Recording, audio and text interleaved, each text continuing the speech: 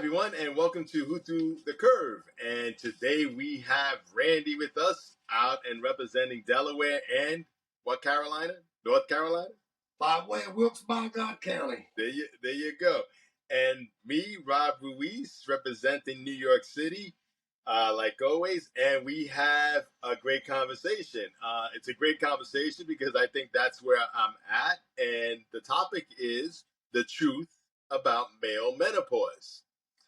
Well, I don't know too much about it until I started reading about it now, but I definitely could see where all my symptoms that I think I'm going through is going through. And I think it's called andropause. Is that correct?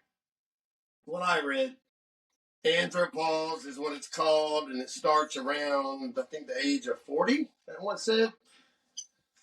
So, Starts around 40. Testosterone levels drop. Affects everybody differently. I thought that I was just getting old, and that was, some of the stuff, like they say, reduced sexual drive. I have not reached a point where I'm not. I don't think about it at all. But if I'm going to compare myself to my 40s and 30s and even 20s, oh yeah, that shit is super reduced. We're talking about discount dollar store reduced. Oh yeah. That's all you did was chase bloomer dust when you was in school, right? That's all you did was chase that bloomer dust. And now you got to worry about when I get 70 years old, who's going to take care of me? So your concentration goes to making that money and getting over here, letting the world know the real deal. Exactly. And then there's other things like the fatigue, the mood swing. I was always kind of moody. It depends, because again, at one point in my life, I don't drink anymore at all, but I was a functional alcoholic for a long time. So I don't know. I was always kind of like moody here and there. It depends. Again, I just thought I'm getting worse because I'm just getting old. And then loss of muscle mass, I can understand that because at one point in my life I was humongous, and now I'm smaller, but my muscles are like they're hitting now. So yeah, I've been through. It's eerie how similar we are, really, because I was 220. I was chubby, and then I got skinny and got in shape and got my muscles all popping out and looking all pretty. Right. Then I got out of the military and had hurt myself and had back surgery and gained 160 pounds, and I was man, branded, Yeah. And I guess all back down to now. So I've been on both sides of it, and like right. you, I'm a little moody, but I definitely can tell and see the difference. Between my 30, all kidding aside, the joking aside, you can definitely, if you look at it, if you sit, I guarantee you're a very intelligent man, really. So if you sat back and thought about it a little bit, you'd be like, well, yeah, that's what's going on. I definitely, this is a thumbs up. Right. Because I've and also you can get shots of testosterone from your doctor. Right. It covers it. And I'm telling you, you do one of those every 3 weeks, and I'm gonna tell you right now, from experience, from a doctor,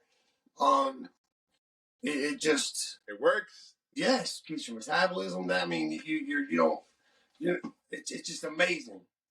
It's amazing. And it also talks about a decrease in bone density, which is a big thing. And as people get older, your bones get fragile. Sleep disturbances, which I get. I have, as I got older, I sleep less. And at first, I don't know. I still think I sleep less because I'm busier. I had a conversation with a coworker of mine a couple of days ago, and we were discussing that. About maybe 10 years ago, I would sleep 7-8 hours. Now I'm down to maybe 4 to 5 hours, and 5 hours is pushing it. So that's all you need. All you need, a functioning good amount of sleep, a healthy amount of sleep. Yeah. 4 to 5 hours. And you can Google, because the more time that your body you're awake, when you're laying down, your body's in shutdown mode when you're asleep. Right. So you're not burning, the calories, all that stuff. When you're up and you're moving around, your body's working. It's right. You're constantly burning calories. and it's just a healthier lifestyle. Too much sleep. There is such thing as too much sleep. I learned that when I worked at this training center. I was talking about earlier, Right. You And ever then see Sutton and Jack Osborne on the training center in Delaware? They are both former Mr. USA's, both Mr. Delaware's. They taught me a lot about that stuff, and there a lot goes into living a lifestyle now. So not just eating right and exercising. Your mental health, not sleeping, I've come to find, is more about your mental health, than it is about your day. It's more about your mental health and your equipment, what you sleep on. That's a big thing. So what you sleep on and your mental health, I think, are the two main things for your sleeping. The funny thing is, I've never had a problem falling asleep. You could sit me in a chair, erect, and I'm gonna fall asleep. I have no problem sleeping anyway. I can sleep. People have issues sleeping on the floor. Throw my ass on the floor, I'm out. Leave me there 5 minutes, I'm done. I need to stretch somewhere, I'm stretching. Wherever. And that's it. The issue is staying asleep. So I'll sleep wherever I'm at for a good 2-3 hours, and then I'm tossing and turning and getting up. So I did notice as I'm getting older, that does happen more frequent. I guess I could blame it on andropause. Before I was just saying I'm old. Laying down on your equipment. Yeah. Laying down on your bed, because at a certain point, when you first lay down and go to sleep, you're comfortable. But being in that same position for so long, you whatever you're laying on is not sustaining that comfortable feeling. Look up. When I got to, I always talk about this. I hit this up. It's crazy. The mattress, your mental health and the mattress that you sleep on, your equipment. Right now it's expensive, and it's the thing that what you really to provide them the maximum, quality of sleep that you can get, the sleep number. I mean, that thing is, but who can afford that? Right. But yeah, equipment, man. That's what they say. Is the number two. 1 and 2 is mental health and your sleeping. So it sounds like if you can't stay asleep. And I guess the other point that I have here written down will fall into mental health, which is poor concentration. I have experienced as years go on, my concentration has kind of diminished. I sit there and I blame it on a lot of other things, but maybe it is andropause. Most of the time, I blame it on me drinking. I drank for a long period of time, like every day. So I have, for about 5 years, I haven't had alcohol. So I go back and blame it on that, but maybe it isn't that. You probably are on a different level thinking wise than a lot of people do it, because you've been through all this, and being a functioning alcoholic, you had that extra juice, is what it was, and it probably made you think quicker and see things. Yeah, that's how I have my substance abuse issue, or had, and then being in sales as well. You only have a certain amount of time to close something. You got to get to the point. Yeah. So your level of thinking is up here. So you're probably not giving yourself enough credit, bro.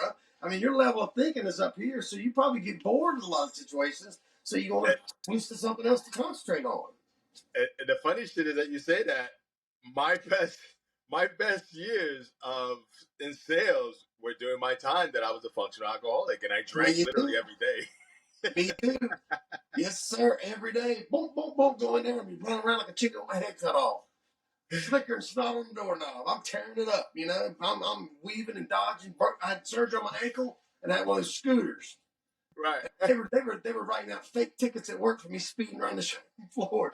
I go all the way through the parking lot, get to the car I was showing, hop around, pop the trunk, throw my scooter in the trunk, drive up there with 1 foot, jump out, hop over, get the scooter. Come on down, where's his drive? And I was popping in perks like it was crazy after that back surgery and that ankle surgery. Popping on them. Juju beads. But see what I'm saying about your thinking level? You thought that stuff. People don't realize that substances, especially to an alcoholic or an addict. Right. And in sales, we think our level of thinking. I'm usually 3 steps ahead of people, and I'm not bragging saying that. True. But you're the same way. True. I know you are. True. So that stuff is, I mean, the government only finds a way to use substances to broaden horizons. They're trying to. It's just that they're trying to also figure out how to make money from it. Everybody come in, broaden your horizons, all this. Not. So, I mean, does anybody have to see anybody for andropause? Is that something that you go to a doctor for? Again, I am a very mental health. I recently have learned that it's such a huge thing in your life, and the stigma around it is nuanced. And as a man, if you ain't talking about your problems, you're hurting yourself. And I don't give a shit who thinks what. I don't care about me. Right. My bank account, my safety, and my livelihood. But it's about your mental health, man. That's all there is to it. Yeah. No, you're right. Well, men, if you didn't know, stop hitting yourself over the head. We do go through menopause as men, supposedly, and it's called andropause. I will, on the description part, I will leave more on it, so you could educate yourself, just like I did. Again, this is the first time I kind of heard it. I mean, I figured we did go through some type of menopause. I just didn't know what it was called, and I didn't even think it was a real thing, but I guess it is. And just go down to the description and read. With guys, that said, Randy, you got anything else to add on to it? Guys, don't be ashamed of this. And if you want to keep feeling young and not worry, do what's required of you as you get older, and taking care of yourself. Make those doctor visits. Check out a therapist. Be open to testosterone and stuff, because you can, trust me, you can keep moving and keep the wife happy and keep the body, all of that. And you got to be willing to not be embarrassed to go out there and say, some care people think I want to take care of me and my wife. Well, you know, now that you mentioned that, before we cut off, as I got older, embarrassment went out the window. I don't get embarrassed for shit. Good point. Good point. With that said, thank you, everyone, and don't forget to share us, subscribe us, and also like us. If you are watching us from a different platform outside of YouTube, don't forget to follow us. And again, thank you, and we'll see you on our next segment.